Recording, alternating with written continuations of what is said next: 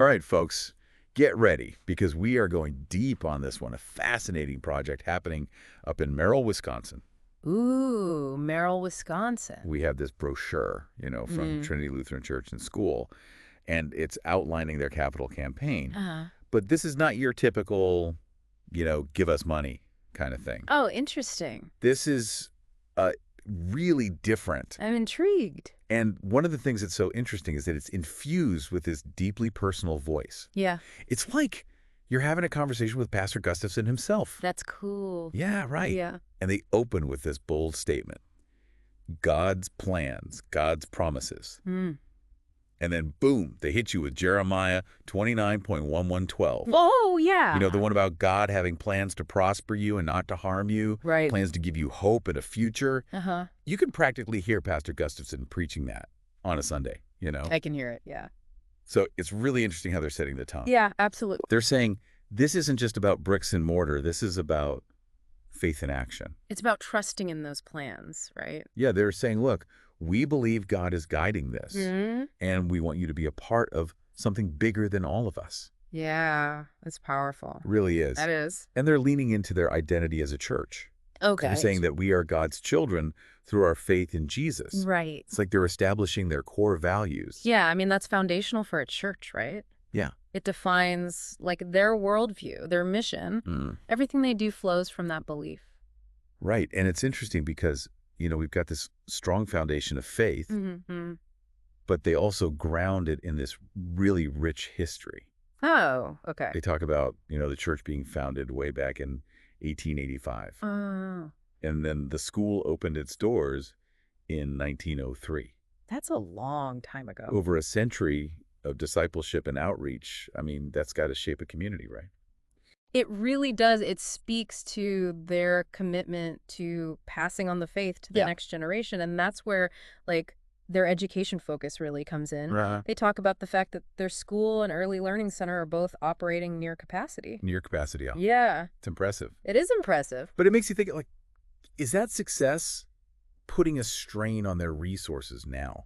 That's a good point. Yeah. And that's Yeah. kind of a clever way to frame the need for this whole campaign, Yeah. right? They're Mhm. not failing, they're thriving. Right. But that very success means they need to grow. Exactly. All right. Yeah. So let's get into the specifics here. Okay. The first goal they have is expanding the pastoral office. Oh, interesting. They want to bring on a second full-time pastor. Wow. And you can really feel Pastor Gustafson's like heartfelt plea in this. Three. Oh yeah, he's like pouring his heart and soul into this congregation. Uh-huh. But he's also realistic about the demands of a church this size. It's a lot for one person to carry, right? It is, yeah. And then they get into the cost, Yeah. $200,000 to fully fund that first year and partially fund the next two. Wow.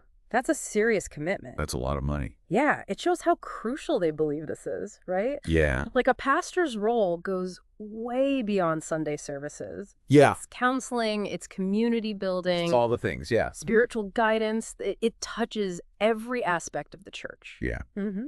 And it kind of hints at the financial realities that churches face too. Right. Like to have a whole goal dedicated to raising funds for a new pastor, Yeah. that's a big deal. It is a big deal, and I think it's a real testament to their faith Yeah. and their belief in the future of this ministry. Huh. They're willing to invest heavily in leadership because they see it as the key to everything else. Right, exactly. Mm-hmm. And speaking of investment, their second goal is all about wiping out debt. Oh, interesting. $300,000 for the church and another $150,000 for the Early Learning Center. That's smart. Yeah. Debt can be a huge drag on any organization, especially churches. Right.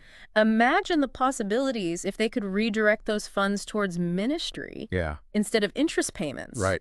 That's a game changer. Totally. And they're inviting the congregation to like dream big. Oh, that's cool. They're literally asking, what current ministries could be strengthened?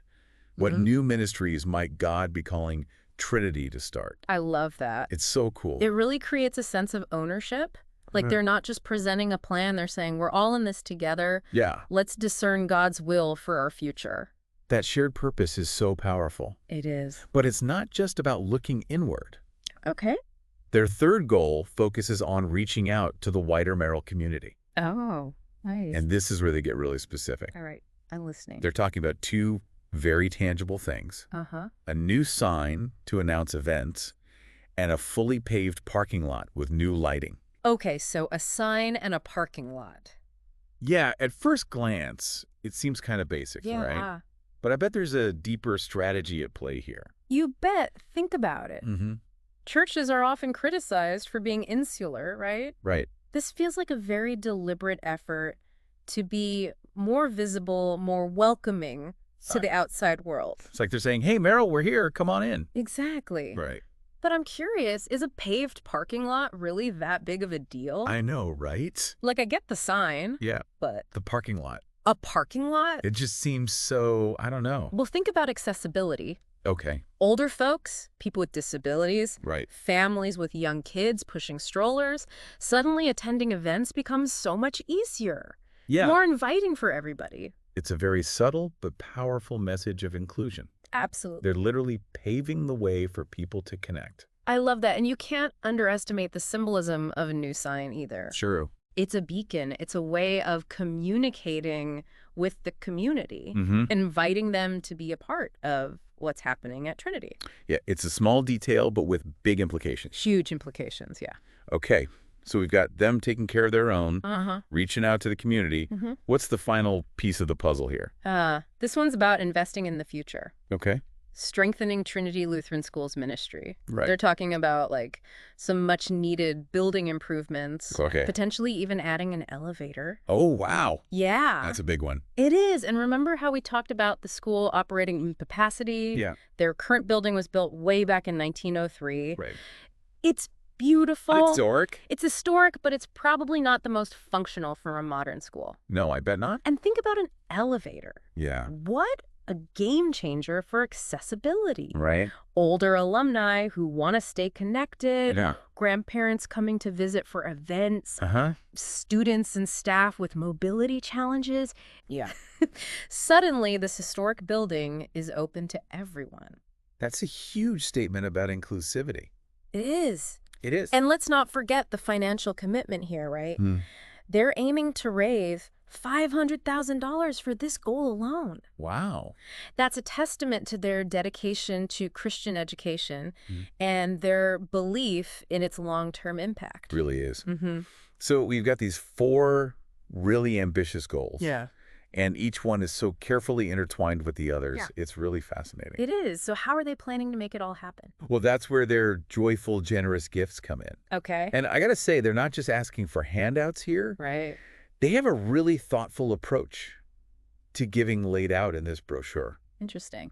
Yeah, it's not your typical guilt trip fundraising letter. No. They've clearly put a lot of thought into making this accessible to everyone, regardless of their financial situation. That's great. Yeah. And, we've only just scratched the surface here. Mm-hmm. I was going to say there's so much more to unpack. Oh, yes. So much more to unpack. I'm ready. When we come back, we're going to dive deeper into those giving guidelines Okay.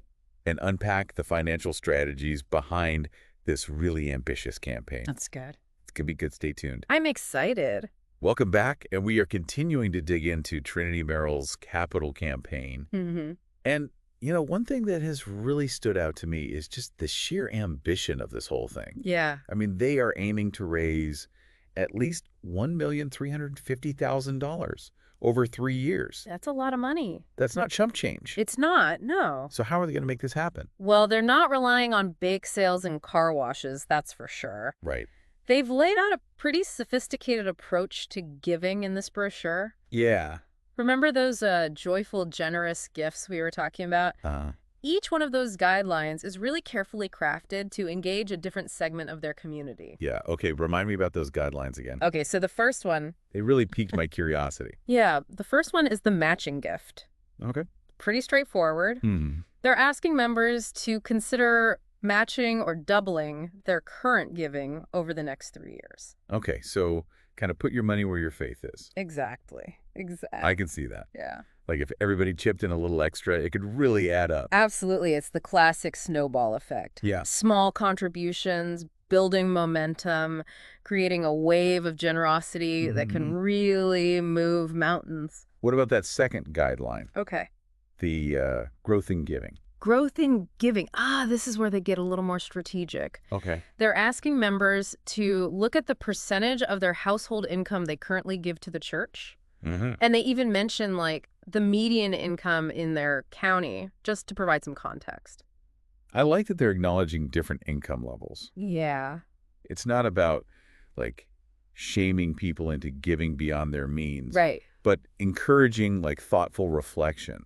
Exactly. Yeah. It's saying, hey, we get it. Not everyone is in the same financial boat. Right. But whatever your situation is, prayerfully consider what a joyful, generous gift looks like for you. Yeah, it's very different than some of those, like, high-pressure fundraising tactics you see sometimes. Totally. This is much more personal. Yeah, much more invitational. Much more invitational. It's about fostering a culture of giving that's rooted in faith, not guilt or obligation. All right, let's talk about the proportionally large gift. Oh, yeah, the proportionally large gift. What's that all about? So this one is for the folks who are already giving a significant chunk of their income to the church, and they're encouraging those members to consider increasing that percentage even further, maybe by 1%, 2%, 3% over the next 3 years. That's a bold ask. It is a bold ask. But I can see how it would make a huge difference. Oh, yeah, especially coming from those who have the capacity to give at a higher level. Right, exactly. Okay. It really speaks to that concept of, like, sacrificial giving, right? Going above and beyond what's comfortable because you believe so deeply in the cause. It's about making that conscious choice to prioritize your giving. Yes. Even when it requires some sacrifice. And that's where the real joy and fulfillment comes from, wouldn't you say? I think so, yeah. It's not about throwing money at a problem. Right. It's about investing in something you believe in. Yeah. Something that aligns with your values. Absolutely. All right. Mm-hmm. The last one, the extraordinary opportunity gift. This one sounds intriguing. Ooh. The extraordinary opportunity gift. This is where they target those who've been blessed with significant financial resources. Okay. They're talking about, like, larger gifts, maybe $20,000, $30,000, even more. Wow. They even mention giving appreciated assets like land or stock. Okay, so this is a whole other level of giving. This is a whole other level. I'm guessing this guideline is aimed at, like, a much smaller segment of their membership. Probably, yeah, but think about the impact those kinds of gifts can have. Wow. They can really accelerate a campaign. Right. Provide that seed money for major projects. Right, so it's like they're saying, if you have the means, here's an opportunity to make a truly transformative gift. Exactly. And it's interesting because even though these guidelines are tailored to, like, different giving capacities, they all emphasize prayerful consideration. Yes. They're not just asking for money. Right. They're asking people to seek God's guidance in their giving. That's such a crucial point. It is. It takes it out of the realm of, like, pure financial transaction. Yes. And elevates it to something much more meaningful. It does. It does. It's about aligning your heart with God's purposes. Right. It's about recognizing that ultimately everything we have comes from Him. And that we're called to be good stewards of those blessings. You know, one thing I really admire about this approach is just the transparency. Oh, yeah. They're not afraid to be upfront about the financial challenges they face. Right. They even break down, like, the specific amounts they need for each goal. Feels very honest, very authentic. I agree. They're laying all their cards on the table, inviting people to be true partners in this journey. And they're not just focusing on the big donors either. Right. They're making it very clear that every gift matters, regardless of the amount. Yeah, that's a really powerful message. It is. Especially in a culture that so often equates generosity with, like, big dollar signs. Right. It's a reminder that true generosity isn't about the size of the gift. Exactly. It's about the heart behind it. It's about giving sacrificially, cheerfully, and in a way that aligns with your values and your faith. So we've delved into the financial side of things. We've unpacked those giving guidelines. Yep. But what about the impact? Okay. What are they hoping to achieve with all of this? That's the exciting part, right? It's not just about raising money for the sake of raising money. Right. It's about making a tangible difference, not just within the church walls, but in the wider community as well. All right. I'm on the edge of my seat. Me too. Let's dive into the potential impact of this campaign when we come back. Let's do it. For part 3. Can't wait. Okay, so we've looked at Trinity Merrill's big plans, and we crunched the numbers, and we unpacked how they're looking at giving. But now for the Yale, the big question. Yeah. What kind of impact are they hoping for with all of this? Well, this is where it gets really exciting. Okay. Because these goals, they aren't just isolated bullet points. Right. They're all these interconnected pieces of this much bigger vision. Yeah. Each one feeds into the next one to create this ripple effect that could transform not just the church itself, but the entire community. Okay, so walk me through it. Okay. How do these goals all work together to make that ripple effect? Well, let's start with that second pastor. On the surface, it's about easing the burden on Pastor Gustafson. Right. But think about the possibilities when he has a partner in ministry. Right, like more pastoral care. Yeah. So that means more time for individual counseling, more energy to pour into outreach programs. Yeah. Maybe even starting new ministries they haven't had the bandwidth for before. Exactly. Oh, wow. It's about strengthening the core of their ministry, and that has this ripple effect on everything else that they do. And then that also ties directly into their goal of getting rid of debt. Oh, yeah. Imagine, like, the freedom they will have once those financial burdens are lifted. I know. It's not just about breathing easier financially. Right. It's about opening up a whole world of possibilities. Yeah. Remember how they had that question in the brochure, what new ministries might God be calling us to start? Yeah. Eliminating that debt allows them to say yes to those new opportunities, to be more responsive to the needs in their community. So we've got this stronger core, more financial flexibility, and now where does that outward-facing goal fit in? Yeah. The one about reaching out to the Merrill community. Well, think about it as building bridges. Okay. Literally and figuratively. That new sign, the Yeah. paved parking lot, those are tangible expressions of welcome. Right. But it goes so much deeper than that. Yeah, it's about making it a more accessible place. Exactly. More inviting for everyone, no matter their age or ability. And with a stronger pastoral team and more financial resources, they're going to be so much better equipped to engage with the community. Right. Build those relationships, offer support, and guidance where it's needed. Yeah, wow. It's all coming together now. I know, right? Like each goal just reinforces the others, creating this upward spiral of growth and impact. And then finally, we have their investment in Trinity Lutheran School. Right. It's about equipping the next generation, giving them a solid foundation in their faith, and preparing them to be those leaders in the community. And they're not just talking about academics either, right? No. They're talking about making the school more accessible, with that potential elevator. It's a big statement about inclusivity. Absolutely. About creating a space where everybody feels welcome and valued. Yeah, it's this long-term investment, not just in the school, but in the future of the whole community. Right. Imagine the impact on families and children and generations to come. For years down the road. As we wrap up this deep dive, I'm just struck by the thoughtfulness and the intentionality behind Trinity Merrill's vision. It's really impressive. They're not just going through the motions of some typical capital campaign. Right. They're really trying to create something special here. They are. They're weaving together their faith and their history and their hopes for the future. And they're inviting the entire community to be a part of it. Yeah. And, it's a good reminder that even those small acts of generosity, when they're combined with the efforts of others, they can have a truly transformative impact. Absolutely. Thanks for joining us on this deep dive into the heart of a community. It was my pleasure. And we hope it sparked some new ideas and inspired you to think differently about the power of faith in action.